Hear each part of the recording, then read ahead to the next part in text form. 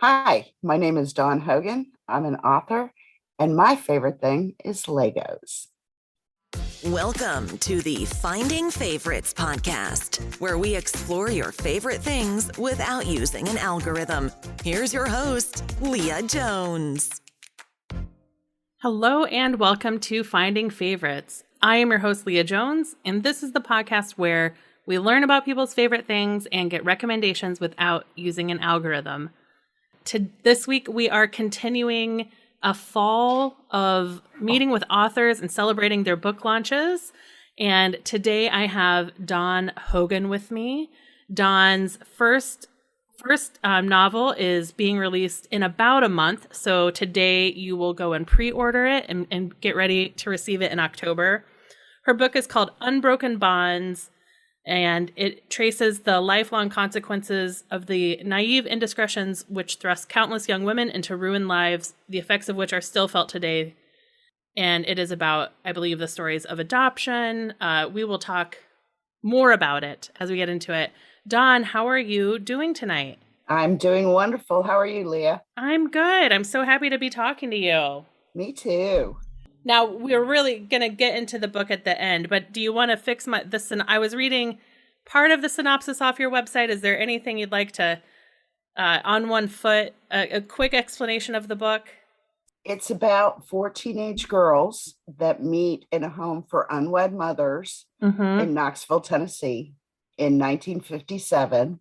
And through that experience, they bond into a lifelong friendship, which during that time, they're keeping the secrets of how they know each other. Of course. Because it was a really shameful thing. And, as their lives go along and attitudes change and times change, and it's not such a shameful thing to be an unwed mother. Yep. And eventually something bad happens and they have to decide if they're going to keep their secrets or look for the children they were forced to give away.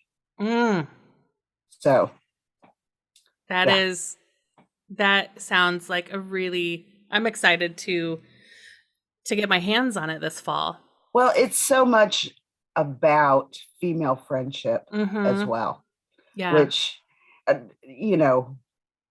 women know that those close female friendships are the best. Yeah. They are your support group. Yeah. So it's a lot about female friendship as well. Oh, outstanding. Outstanding. Now, Dawn, before I hit record, you said you were a Chicago girl, that you grew up here before you moved. Where in the Chicagoland area did you grow up? I was born in Chicago, and then when I was about 6, my parents moved out to Streamwood. And then when I was 14, we moved back into the city, into the old Irving Park area. Okay. So I went to Schurz High School, graduated from Schurz. It was pretty cool. Yeah. Being a teenager growing up in the city, because we could get on a bus or a train and go anywhere we wanted, Of course, Cub games were a lot cheaper back then. Yeah. You could go without spending your entire year's allowance on one seat. Yeah. But, Water Tower Place to go to the movies or Marshall Fields and then after I graduated from high school, I got a job at a law firm downtown. So, that was riding the train in my gym shoes and then putting my heels on when I got to work. And a very Melanie Griffith working girl.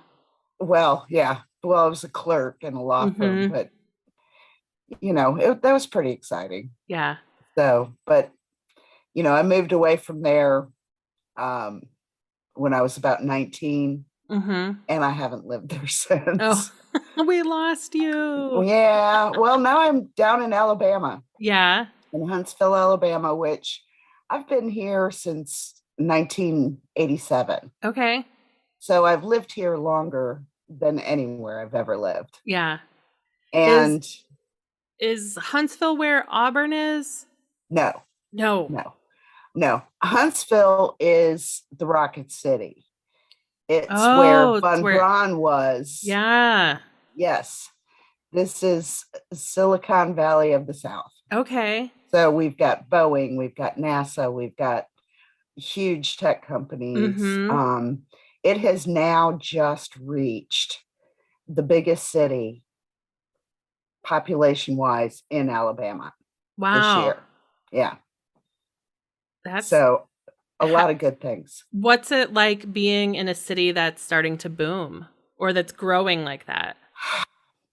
Like I said, I've been here for 30 something years, and it always kind of had a small town feel to it. Yeah.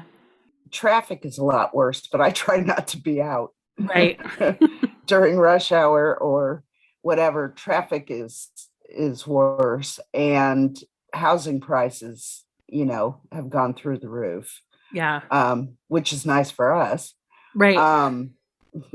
When you have a home that you own. It's hard to say because we've all been in lockdown. Right. Yeah. I mean, we've grown during this time, which is phenomenal. But we really haven't been out that much. Right. It is a weird feeling to emerge. I emerge from my apartment sometimes and I'm like, oh, that's new. That's gone. That's, a lot of taking stock on what has happened.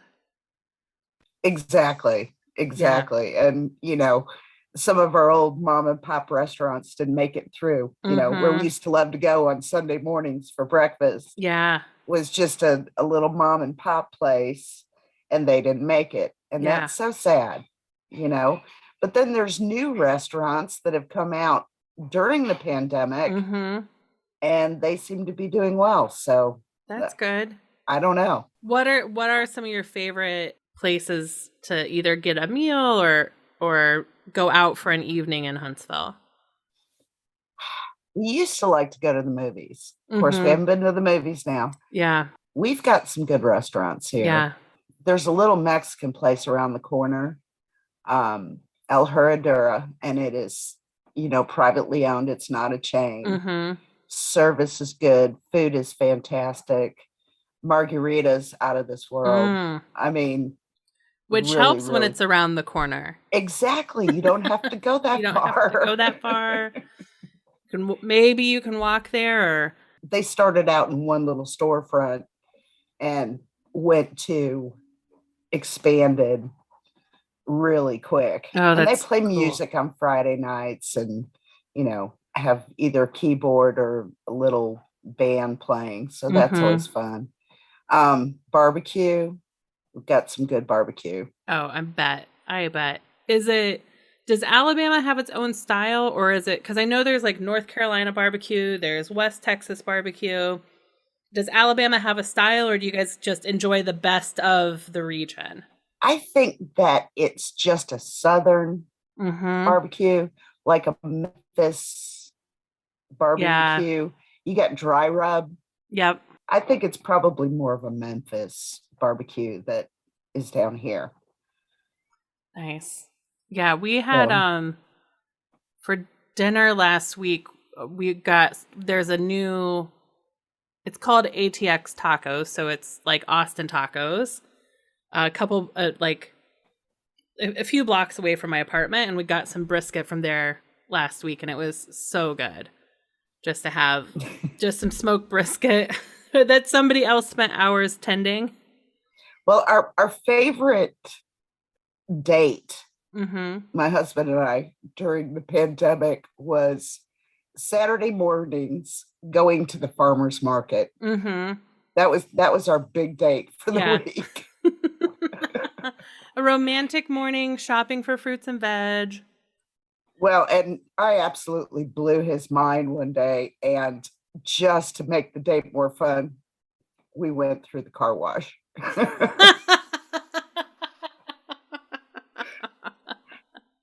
Don, you know how to plan a special morning. I'm just telling you, I am just a killer date. Yeah. What can I say? How did you and your husband meet? when I moved down to Huntsville, I was divorced like a year later. And he and I met at the same company that we worked at. I was the receptionist and he was an engineer. And he came down for we knew each other. Yeah. In fact, on Friday nights, a group of us would go out to wherever happy hour was, and there was a band. And we'd gone out several times, but one day he came down to meet a customer and he was in a suit. Uh-oh. Yep. I'm a sucker for a suit. That was it. That was it. So I told him how good he looked in a suit. And he said, we should have lunch one day. And I'm like, okay. So about a week later, when he hadn't asked me out to lunch, I picked up the phone and I said, did you want lunch to be totally your idea, or did you want me to remind you that you said we should have lunch? After that, that was it. Yeah. And we've been married 30 years. Oh, congratulations. Thank you. Thank you. I think I saw on your website that you, for a while, the two of you owned a photography business together. Yes. We were creative photography, and we shot over 400 weddings together as a husband and wife team. Yeah. That's a lot of weddings. Yeah, it was a lot of fun. We shot House of Bloods, medium format, and Nikon. Yeah. So we always backed each other up, and it was really fun. Yeah. To do that as a husband and wife team. And it meant a lot, I think, to a lot of the brides and grooms, that the people that were supporting them had a successful marriage of their own. We're a husband and wife team. And it was so much more than photography. We would show up and I'd walk into the bride's room and they'd go, oh, thank God you're here. My mother is driving me crazy, or the bridesmaids need something to do and out of my way, or boutonnieres, we're missing a boutonniere. What are we going to do? Well, we're going to pull a flower out of one of the bouquets, and we're going to make a boutonniere. Oh, wow.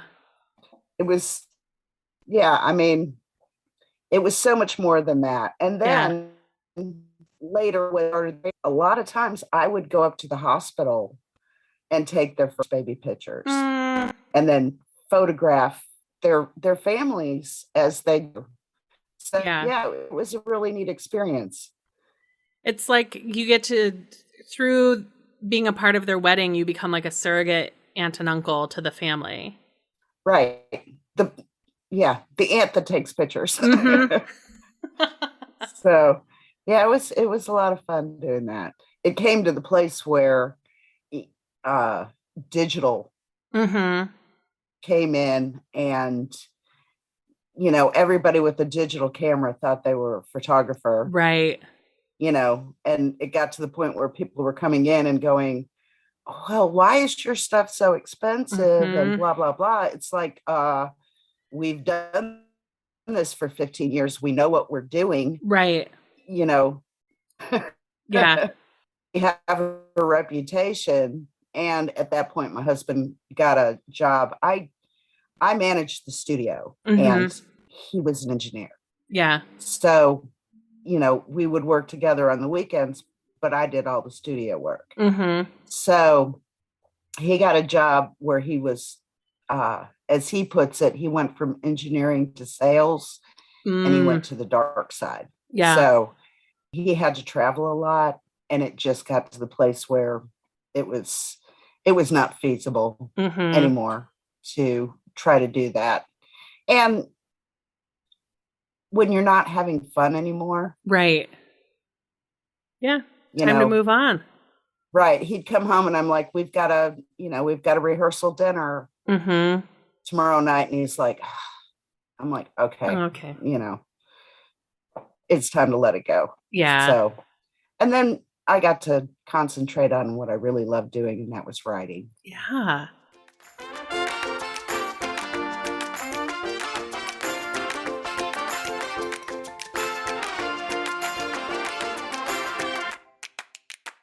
how long did you work on this book from first idea to maybe to finding to getting to your agent? That book was a long time in coming. It was the second book I wrote. And I put it out there and I got a drawer full of thank you very much, but it's not what we're looking for at this time. And I put it away. And it wasn't until 2 years ago that I pulled it back out at a writer's retreat. And then I was asked to be in a competition. So we're talking about, it was over 10 years. Yeah. Now I told you, like, we'll talk about the book at the end. Apparently I was lying. We'll talk about it again at the end. How about that? Okay. Do you feel like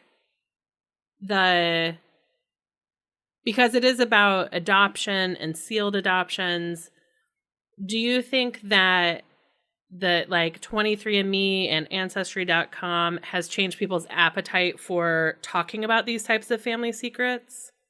Absolutely. Absolutely. The way this book started was my roommate, when I was divorced, a very good close friend of mine, came to me with her unsealed adoption records from the state of Tennessee. I'm such a geek. I just love research. Yeah. And so she asked me if I would help her locate her birth mother. Okay. And so the more I dug into her story, her mother had gone to a home for unwed mothers in Nashville. And the more I dug into it, the more fascinated I was. Yeah. And then the more appalled I was. Right. Because when you're talking about the 1950s, the attitude was so different about unwed mothers. That was the worst thing a girl could do. Right. Was to get pregnant as a teenager or unwed. And it was a secret. They would shuttle them off to these homes for unwed mothers and take away their names. I mean, they changed their names when they went into that home so that they would have anonymity when they got out. And they pressured the girls to put the babies up for adoption because if they truly cared about their child, they would give it a better life and not subject it to poverty and being called a bastard. Right. The times were so different. Yeah. I'd heard of homes for unwed mothers. Yeah. But I had no clue how bad it actually was. And when I heard the numbers, between 1950 and 1980, 1.5 million girls went through those homes. 1.5 million? Yes. That is truly shocking to me. And the majority of them gave the babies up for adoption. Right. And were pressured to do so. Right. Now, I've been in contact with Concerned United Birth Parents and Adoptees Connect and a lot of these different groups. The numbers go as high as 4 million. Oof. When you start talking about gray market and black market babies during that time, the numbers go as high as 4 million. Wow. That's a lot of people. It's a lot. Yeah. And 19 states right now still have their adoption record sealed. People, like you said, people are getting around it. Right. With, 23andMe and things like that and finding their birth parents or birth families and then leading to that. But when I was researching all this, I was just like, oh my gosh, I've got to write a book. Yeah. I've got to take these stories and put them in a fictional format, because that will reach a wide number of people. Right. If it's fiction, I think it will reach more people. Yeah. And I read everything I could get my hands on. Ricky Saunders' Wake Up Little Susie, Ann Fessler's The Girls That Went Away, was on the internet researching all these different stories from these women. I really did my research, and I wanted my characters to reflect the experiences of these girls and what these homes were like. And the aftermath. Yeah, because you're just supposed to like go back home and just have been away for a year. Yeah.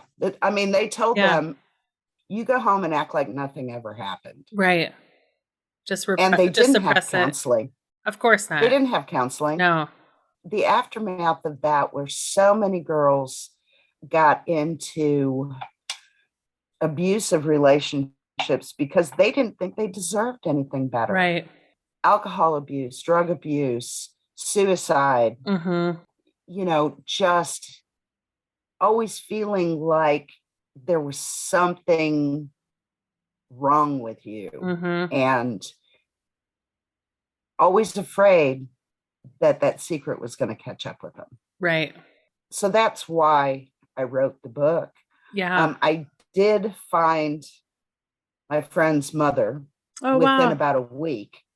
I actually found her sister and talked to her sister, gave her all the information, and she didn't want anything to do with her. Yeah.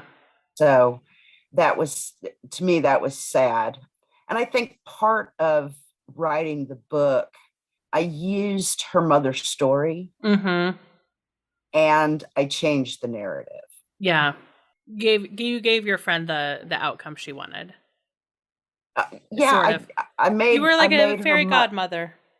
Well, in fiction, yeah, I made her a much more caring individual. Yeah. So it's been an interesting ride, especially with everything that's going on. You look at the 1950s and 60s, and women didn't have any kind of rights. Right. Yeah. As far as their own bodies went, birth control was only given to women if you were married. Up until really the 70s, birth control was not accessible. Right.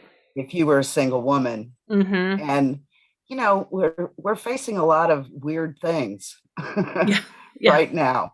I just think that we need to remember a time when women were put in a position where they didn't have power. Yeah. Over their own bodies, over their own reproduction. And we don't ever want to get to the place where birth control, and I'm just talking actual, I'm not talking abortion, I'm talking birth control, is hard for a woman to get. Right. And it seems like we're kind of spiraling that way right now. Yeah. It's scary to me. Yeah. It is scary. I do think I saw a movie now, probably, maybe 3 years ago now. It was called Birthright, and it was a film about women's access to healthcare. And part of it focused on, so part of it was about access to abortion, but part of it was about what happens when your county and the adjacent counties only have Catholic healthcare. Exactly. And when you can't get a tubal ligation, you can't access the birth control you want because all of the whole healthcare system is tied up with the Catholic Church, even if you're not somebody who is Catholic. And that to me was really eye-opening because, right, I live in Chicago. I happen to have had my hysterectomy at a Catholic church, at a Catholic hospital. But my doctor did all the paperwork she needed to do to prove that as a single childless woman, Like it was still medically necessary, and she protected me from any pushback she might have gotten from that hospital's administration. But that was coming from a place of incredible privilege with good health insurance, with an education, right? Exactly. If you look at, say, rural or underserved communities, you take away Planned Parenthood. Yeah. They do so much more. They do so much. We're talking cancer screenings, healthcare, birth control pills, whatever device, prenatal. There is so much that they do that is being rejected and just blanketed by this one issue, which I have 4 grown children. I've never had an abortion. I've never needed one. But I would not ever take the right away from some other woman who feels that that is her option. Nor would I say to the pro-life people that they're not entitled to their opinion. And bravo that you have strong beliefs. Right. But if that's how you feel, don't have an abortion. Right. Don't allow your daughter to have an abortion. But don't tell somebody else what they should do. Yeah. That's, all right. That's my soapbox. It's a outstanding soapbox. I'm glad that you got on it. Thank you. Yeah. I feel right now that we don't need to go backwards. There will still be abortions, but they will be back alley. They will be dangerous, and women will die. Yeah, I think that we just have such short memories, and for all sorts of things in this country. And I think that's what, I think even a lot of women my age, I'm 44, so I've always been in a post-Roe world. Right, exactly. So I've always known that it was taken for granted. If people lose, the more and more access to healthcare that people lose. Because women and people that can't afford,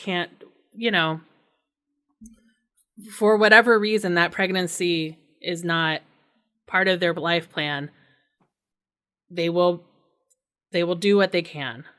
Or more women will be coerced into staying pregnant, giving the baby up for adoption, and what you saw in your research for the book will pick up.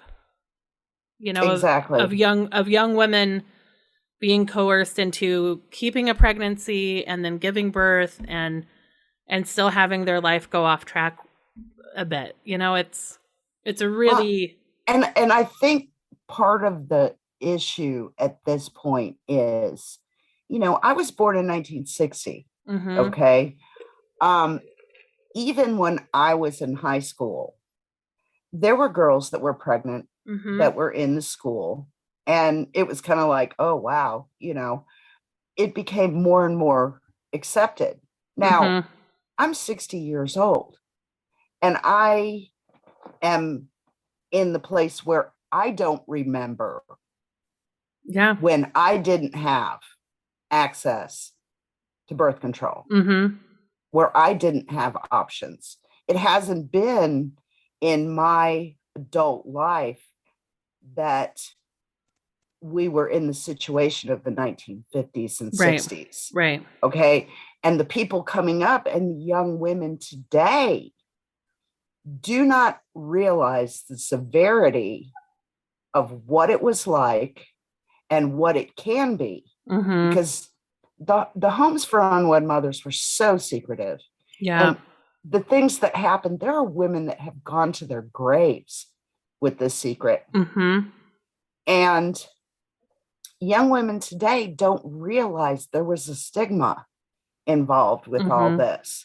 They don't remember a time when they were denied the right to choose what they do with their own reproductive health. Right. So it's kind of, I don't want young women today to be blasé about it. Yeah. I want them to be educated. I want them to fight for their rights so that we don't go back to a time when women's rights are decided arbitrarily by somebody who doesn't have a uterus. Right. Thank you. Yeah. It's something, and we also need to teach our young men absolutely that this impacts them too. Yes. Right? That it's not something you walk away from. It's not something that it's, also their responsibility, and their lives are impacted too. Speaking of someone who has some boys, we drilled it into them. Yeah. You think you love this girl? Oh my gosh. There's a real fine line between love and hate if she turns up pregnant. Right. And you have to step up. That's a life changing event for not being responsible. Yeah. So far so good, knock on wood. Yeah. But I think they get it. Yeah. Boys have been around me enough to hear me spouting about it. I'm sure they're like, Mom, we know, we get it. Well, all of our friends get it, Yeah. Well, let's hope so. You have to look at, in the last 20 years, the rate of teenage pregnancy has gone down. Yeah, it's really plummeted. And this is a very positive thing. We don't want to have to see teenage girls having back alley abortions. Right. Because they weren't ready to be mothers. Right. And it was an oops. Right. There you go. And I do think, though, in my family, we have, so like 3 or 4 years ago, we met a half sister through 23andMe who my dad didn't know about. She was 52 when we found her, and it has been such a blessing to have her in our life. It's really been just like a remarkable, positive, like the best possible outcome, I think, of one of these 23andMe stories has been what has happened to our family. But we did uncover other stories in our family that, I have a great aunt who took some stuff to her grave, right? That as things turned up in the genetic reports that didn't match our paper understanding of the family, she was like, well, we're done talking about that, But I think as people have some of those conversations with their extended family, because every family has got secrets turning up somewhere, I do think that helps people understand. Hopefully they can learn from their families and looking at the generations that came before them to understand what the stigma was like, to learn that this, a beloved aunt would hold a story to her grave. Right. So. Well, and I think that, and I hope that my book does open up some conversations. Yeah. Because I was in a clinical setting that, I've gone there for years and years, and this lady and I have always exchanged books with each other, always talking about our favorite one we're reading now, and this and that. And, she knew I was a writer, and I told her, I've got a contract. I'm publishing this book. And I told her what it was about. And I've known her for years. And she looked me dead in the eyes and she said, I went away to a home for unwed mothers when I was 15 in Nashville. I've never told anyone. Wow. When she said that, it was like, oh my God. it gave her the freedom to finally say, that happened to me. Right. It must have just been a weight lifted to be able to share that secret. Well, and since then, she's told me some of her experiences, and I was kind of in the last edit of the book, and I put some of the things that she told me. She added there. some color. I added some personal things that she went through into the book, because at that point I felt I owed it to her. Yeah. You know, I mean, she told me this and she'd never told anyone. Yeah. Wow. And I mean, she went home and her parents never spoke to her about it. It's just like she was like abducted by an alien ship for a year. Oh, you're back. Wonderful to see you. And Tommy was in the school play. She said it wasn't until like 5 years ago, her mother had already passed away, that her dad actually brought it up and said, do you regret giving the baby up? And she said, no, I didn't have a choice. Yeah. I mean, I can't imagine going through that and coming home to my parents and them never saying a word about it. Right. Because your parents are the people who know what it is to have brought life into the world and raised someone, and they're the people that know what you have given up. They should be your soft place to land. Yeah. Yeah. To be able to cry with them and say, oh my gosh, you know, I gave birth to this child and I'm never going to see it again. Yeah. You know, I mean, I can't even imagine. Well, Dawn, I am intrigued. I'm sure our listeners are as well. Unbroken Bonds it's October 19th is your publishing date, right? No, it's October 5th. October 5th. Even better. October 5th it comes out. It's on Amazon and BarnesandNoble.com. Great. And they have Kindle versions as well for those that like it on their tablet. Yeah. I think people will really like it for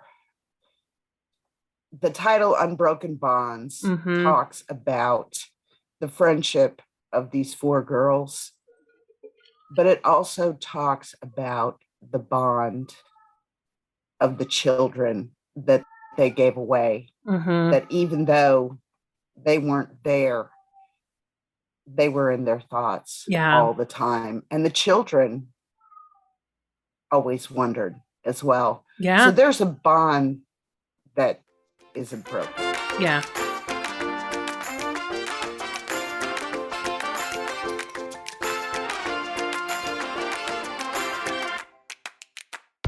Well, Dawn, we're also here to talk about my favorite things. Your favorite things. Clearly, it is so clear to me that writing and research and telling stories is one of your favorites. But you also have over your shoulder bookshelves that are filled with a cityscape that are all made out of Lego. Legos. I am a Lego maniac. Yeah. There is no doubt about it. I mean, when my kids were little, we bought Legos for Christmas. There was always a new set coming out. And of course, when they were little, Mom had to help them because, you know, they're 6 and it's, you know, 9 and above for this kit. So we would, you know, work with the Legos together, and, you know, we were always buying more and more Legos. Well, and when my husband got the job where he was traveling a lot, it was like, all right, Dad's not going to be home this weekend. We're going to have a Lego weekend. Ooh. So that meant, you know, we set up a big table in the living room. We'd get out all the Legos. We'd build a farm. We'd build a castle. We'd build, you know, an empire, whatever. You know, some of these things had elevators. I mean, we'd eat pizza, Yeah. And we didn't worry about the Legos on the floor. Right. And we would just have total Lego weekends. When they came out with these exclusive sets, that was what I wanted for Mother's Day. So for Mother's Day, I would get one of these, and we would sit down as a family and we'd build Mom's new Lego set. Now these do not go into the bins with the rest of the Legos. Once they are built, they are built. They are built. But don't touch. No harvesting. Nope. No pieces off of these. These are Mom's. Yeah. So for years we've done that, where it's been Mother's Day, it's Legos. It was so funny that the year that I got my publishing contract, they came out with a bookstore. Oh. So I got that one for my birthday. Oh, good. Yeah. They knew the assignment. Yeah. Now, when my granddaughter was born, my first granddaughter, my daughter lived up in Wisconsin at the time, and I went up there for her baby shower, and I made sure that in her bassinet there was a little Lego kit. So she was born with Legos in her bassinet, and she is my Lego granddaughter. Yeah. I mean, she and I have a bench here in my office that's kind of a window seat. And right now it's got like a countertop on it, because they were here in July, and Grammy brings down her Legos. Yeah. And we just make a big mess and we play Legos. Oh, that's so while fun. They're here. And it was so funny. My husband and I had the chance to go to Germany. It was probably 2006. And we were walking down this thing of shops, and there was a Lego shop. A Lego store. Yeah. And that was the first one we'd ever been in. And my son, Andrew, had wanted the Lego chess set. Ooh, I've never seen that. Yeah, there's a Lego chess set, and you couldn't get it in the United States. So we went into this German shop. They did not understand what we were saying. But I was like, chess, king, queen. Checkmate. Oh, checkmate. Okay, Lego set. Chess set. Right. They brought it out. You never saw two Americans go so nuts in a German shop in your life, that we found this Lego set for him in Germany and brought it home. Oh, you won the souvenir. Oh, yeah. The souvenir game that trip. Yeah, we did. It was like, I can't believe you found it. Yeah. So, yeah, I just think they're the best toy ever made, because you can make anything. Yeah. Well, and especially with your creative, I mean, you're a writer, but also with the photography, such a visual eye. Your husband's an engineer. Those are two skill sets that, I mean, what I love about Lego is, other than they're like, the tactile experience is perfect, right? The generic Legos, the off-brand Legos are not. No, you don't mix them. Yeah. Don't mix them. But they're really, whatever you can imagine in your head, your only limitation is the number of bricks in the Tupperware, right? In the Rubbermaid bin. Exactly. Yeah.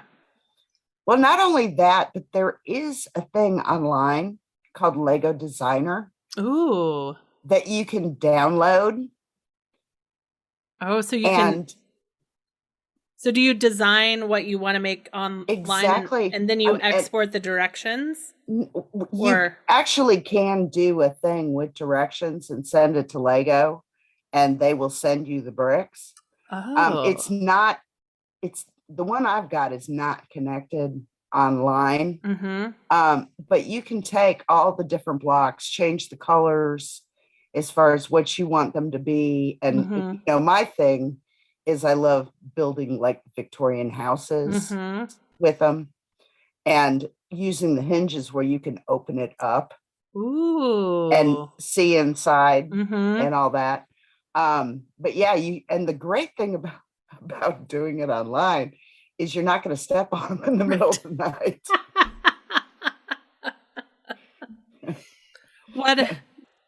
Do you have any nightmares from stepping on the bricks when the kids were little? Yeah, but it was usually my fault. So, I mean, I encouraged the whole Lego thing. Yeah. My husband, on the other hand, was not that happy when he would step on them. Right. And, but they're the best creative kind of thing as far as if you dream it, you can build it. And I mean, I'm just that kind of a person. I'm like totally right brain. Yeah. Completely right brain. I mean, if I do a project or if I can see it in my mind, I can make it. Yeah. And my engineer husband, I'll tell him, well, honey, this is what I'm saying. And I'll try to explain it. And he's like, I can't see it. I'm like, but you don't get it. I can see it. Right. I can see it in my mind. Yeah. So just trust me. It's going to get there. He has. Yeah. Yeah. He's like, okay, I trust you, go. Yeah. So yeah, I am completely right brain. and that's probably why I love Legos so much. Yeah. So behind you, it is all buildings, right? Yes. It's like a village, street. A street, like a main street. Yeah, I've got a movie theater. I've got an emporium. I've got a pet shop. Yeah. And there's 2 townhouses that went with like the pet shop and the bookstore. And I have a firehouse. Ooh, that's the red one on the over here? Yeah. Okay. And the garage door opens up and there's a little fire engine. It's so cute. Oh my gosh. Now I don't have all of them. But if you notice, I could take a board. Yeah. And put across there. Yeah. And I could do at least 5 more. Yep. I told my husband that. What did he say? He's like, do you know how much money is sitting on those shelves right now? I'm like, yeah, so. Yeah. There are so few people out there, so few people who even 3 months later can put their hands on their Mother's Day gifts. You know where yours are. I do. Yeah. Woe to anyone who takes a piece off of there. My kids love Legos. And as they've grown up and moved out, they understand that the Legos don't leave the house. They're welcome to start their own collections. Well, they're welcome to bring their children over here and play. Oh, even better. The Legos stay here for the grandkids. And I love my granddaughter. It's like, you're my Lego Grammy. I'm like, yeah. You're my Lego granddaughter. Oh, that's so sweet. How old is she? She's 8. She'll be 8. Such a fun age. Yeah. And, and she's gotten to the place where she's really good at being able to follow directions and put it together herself. So she's at that age where she's finally being able to get a kit. And it's like, no, don't touch. I can do it. Okay. So, yeah, it's fun to watch her as she's developed. Because I bought her own, of course, Lego sets. They have the Lego Friends now. Right. And they're kind of, the people are kind of bigger. They're not your standard, squat little square Lego guys. And it's more designed for girls. Yeah. I think in the beginning, Legos were generic, and then they started being more for boys. And then they figured out really quick, oh, wait, girls like Legos too. Yeah. So they started incorporating like Lego Friends and stuff. Mm-hmm. And she really likes the Lego Friends. So she's got several kits of those. But yeah, I'm a total Lego geek. What are some buildings or kits that you have on your wish list? Ooh, there's more Lego exclusives that I haven't gotten. Mm-hmm. I'm not sure. They've come out with a new police station, I think. And there's other ones that were from the past that if I'm not careful, I won't be able to get them. Oh. They get hard to find. Yeah. And then you can't find them. But I do want to get, and I can't find it, is the Legos from Big Bang Theory. Oh, of like their apartments? Yeah. It's Sheldon and Leonard's apartment. Mm-hmm. And I love Big Bang Theory. Yeah. It's just great writing, so funny. And because I've lived with an engineer and actually worked in, that kind of environment, it's so true. Mm-hmm. And so funny. And they have a kit for Big Bang, but I haven't been able to find it. Mm-hmm. And they just came out with one from Seinfeld. Oh, that's smart. The licensing agreements with the TV station, with like the networks, it's smart. Well, and they have them for what is that? Kids like that cube game. Minecraft. Yeah, exactly. They have Minecraft. They've got Harry Potter. Mm-hmm. Batman. So many of the franchise stuff they brought in to catch the kids mm-hmm. with different movies or whatever that they like. Yeah. So, I like the town stuff because mm-hmm. most of it is kind of the Victorian feel. Yeah. I guess a Lego kit is more manageable, and you could always like have it, like pick it up and move it, or keep it in a room without cats. There are some options there. Well, they're divided usually in, when you're building something, they're divided in compartments of a, okay. Of a box where you kind of have them separated out. So yeah, they're movable. What I got into during COVID, my daughter moved from Wisconsin mm-hmm. down to Indiana, which I'm so glad because it's so much closer. So much closer. Oh my gosh. They bought a place and redid the kitchen. I mean, just ripped it out and redid the kitchen. And mm-hmm. she wanted to do it with sunflowers in her kitchen. Yeah. So I did her a counted cross stitch in sunflowers. Now, I hadn't done counted cross stitch in years. Yeah. And I remembered why. But you stuck it out. Well, and the thing was, I found that 3 times magnification reading mm-hmm. glasses and large-eyed needles made this a much funner experience. Okay. Yep. Because I had done them years ago.